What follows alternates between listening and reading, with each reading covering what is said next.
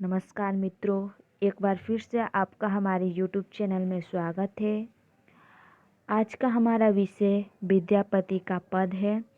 इस पद में हम लोग जानेंगे कि किस प्रकार विद्यापति ने अपने प्रभु अपने माधव श्री कृष्ण के सौंदर्य रूप का वर्णन किया है और किस प्रकार से उन्होंने अपने प्रभु की उपमा विभिन्न प्रकार से की है, लेकिन फिर भी उन्हें यह उपमा सटीक नहीं लगती और यही इस पद का प्रसंग है। हम पहले इस पद के व्याख्या को जानते हैं। माधो कत तोर करब बड़ाई। विद्यापति अपने माधो अपने श्री कृष्ण से कहते हैं कि मैं तुम्हारी बड़ाई कहाँ तक करूं। उपमा तोहर कहब ककरा हम, कहती अधिक लजाई। कहते हैं कि तुम्हारी उपमा मैं किस प्रकार से करूं, तुम्हारी तुलना मैं कैसे करूं। तुम्हारे सौंदर्य की समता के लिए समस्त उपमाओं को प्रस्तुत करते हुए मुझे अधिक लज्जा का अनुभव होता है। जो श्रीखंड सौरभ अति दुर्लभ तो पुनि काठ कठोर। श्रीखंड यानी चंदन।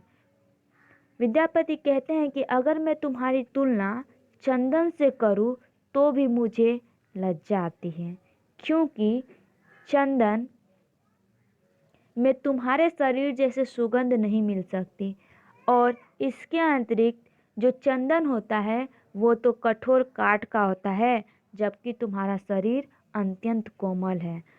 अतः इससे भी तुम्हारी उपमा सटीक नहीं है। जो जगदीश निशाकर तो पुनि एक ही पक्ष उजारे। नहीं, कहते हैं कि अगर हे जगदीश, अगर मैं तुम्हारी तुलना चांद से करूं, चंद्रमा से करूं, तो भी मुझे लज्जा का अनुभव होता है, क्योंकि चंद्रमा तो बस एक ही पक्ष में अपना प्रकाश विकीर्ण करता है, जबकि तुम्हारा चंद्रमुख सदैव अपनी छाया विकीर्ण करता है। मणि समान औरो नहीं दूसर, तिनकर पाथर नाम। कहते हैं जो मणि होता है वो तो अमूल्य होता है और उसका दूसरा नाम पत्थर है, अर्थात यह पत्थर की जाति में आती है, इसलिए उससे भी मैं तुम्हारी तुलना नहीं कर सकता। कनक कदली छोट लज्जित भय, रह की कहूँ ठाम ही ठाम।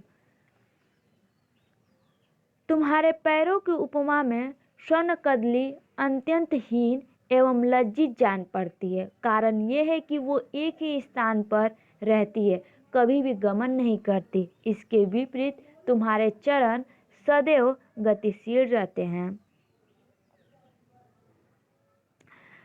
तोहर सरीस एक तोहे माधो, मन होइछ अनुमान।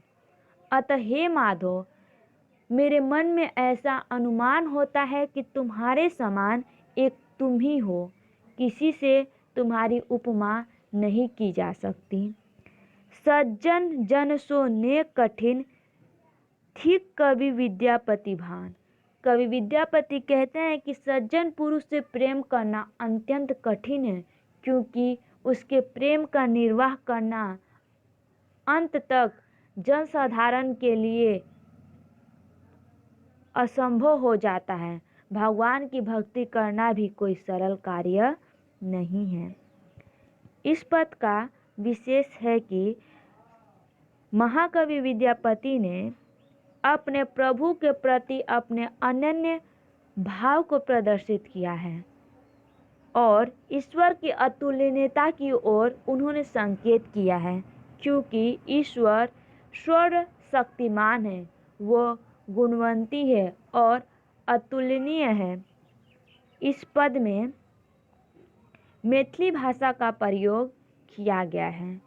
इस पद का प्रसंग है कि इस पद में विद्यापति ने अपने माधव अपने श्री कृष्ण के प्रति अपने भक्ति भाव को प्रदर्शित किया है और माधव के रूप सौंदर्य का वर्णन इस पद में उन्होंने किया है। यदि आपको मेरा यह वीडियो पसंद आया हो तो इसे लाइक करें, अधिक से अधिक शेयर करें और हमारे चैनल को सब्सक्राइब करना ना भूलें। धन्यवाद।